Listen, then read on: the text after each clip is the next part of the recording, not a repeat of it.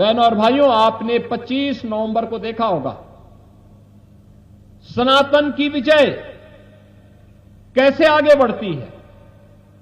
जब हम एक साथ सोचते हैं, एक साथ बोलते हैं, एक साथ चलते हैं, तो उसका परिणाम भी ऐसे ही आता है। क्योंकि हमारे यहां तो कहा गया है ना, यतो धर्मस्ततो जय। जहां धर्म होगा वहीं जय होगी, विजय होगी, अवश्य विजय होगी। और जब एक साथ बोलेंगे, एक साथ चलेंगे, एक साथ सोचेंगे, तो परिणाम तो आना ही था।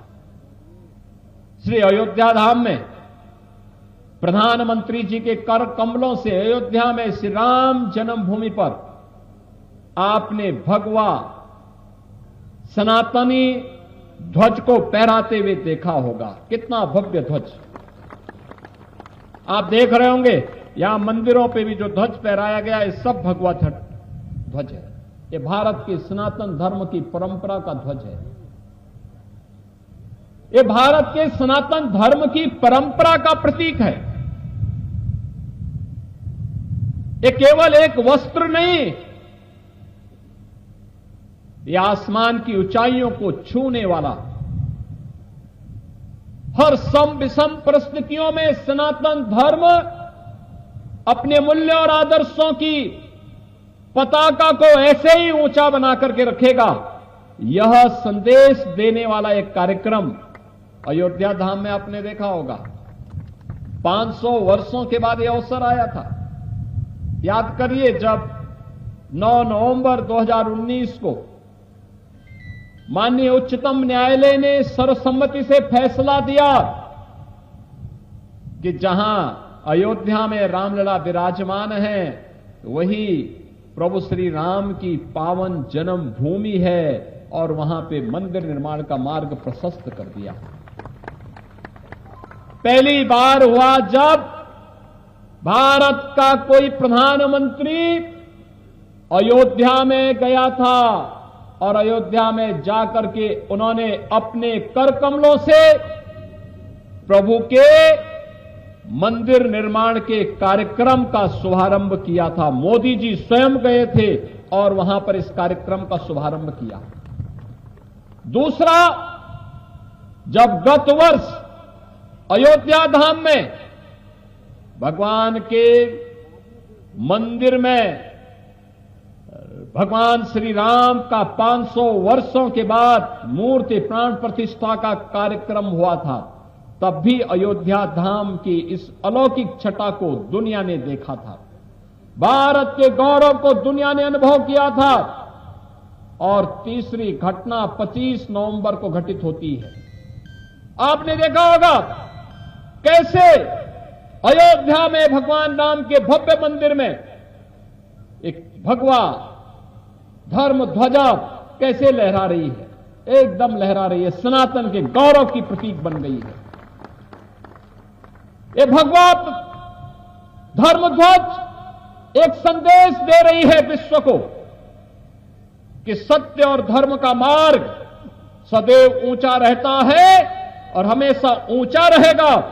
इसको कोई झुका नहीं सकता, कोई झुका नहीं सकता है। धर्म की जय होगी, अवश्य जय होगी। हमें विचलित हुए बगैर अपने पथ का अनुसरण करने के लिए तैयार होना होगा। और यही संदेश हमारे भंडारा कार्यक्रमों के माध्यम से भी हमारे संतगण देते हैं, एकजुटता का। एकजुट होकर के सब कार्य करते हैं। भारत के सनातन धर्म की परंपरा दुनिया की सबसे प्राचीन परंपरा है। एक ऐसी परंपरा जिसने मानव को मानव बनाने में और इस चराचर जगत के कल्याण का मार्ग अपनी साधना से, अपनी सिद्धि के माध्यम से प्रशस्त किया था।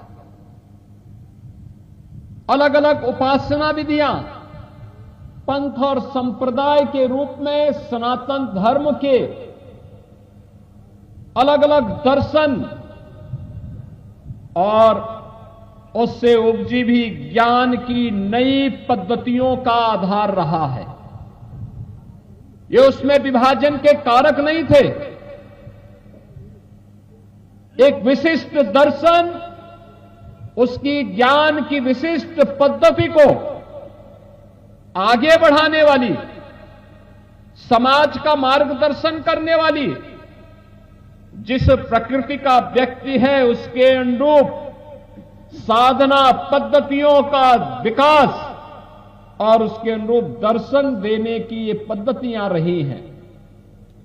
और सनातन धर्म की इसी गौरवशाली परंपरा में नाथ संप्रदाय का अपना योगदान है।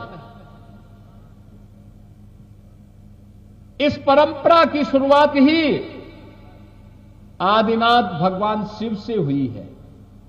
और आज आपने इस गांव में भी भगवान शिव के मंदिर और उनकी मूर्ति प्राण प्रतिष्ठा के कार्यक्रम में शिव परिवार की भी प्राण प्रतिष्ठा का कार्यक्रम इन पूज्य संतों और योगेश्वरों, सिद्ध योगेश्वरों की मूर्ति प्राण प्रतिष्ठा के साथ ही शिव परिवार की भी प्राण प्रतिष्ठा का कार्यक्रम यहां पे संपन्न किया है। भारत के अंदर आदिनाथ भगवान शिव की उपासना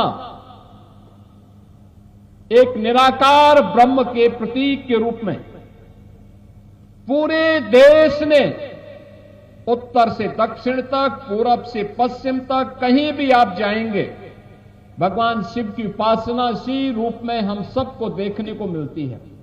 यह भंडारा कार्यक्रम नाथ संप्रदाय की परंपरा में अपने इष्ट को स्मरण करने, उनके प्रति कृतज्ञता ज्ञापित करने का अवसर तो हमें प्रदान करता ही है, आपसी मिलन का भी एक अवसर प्रदान करता है।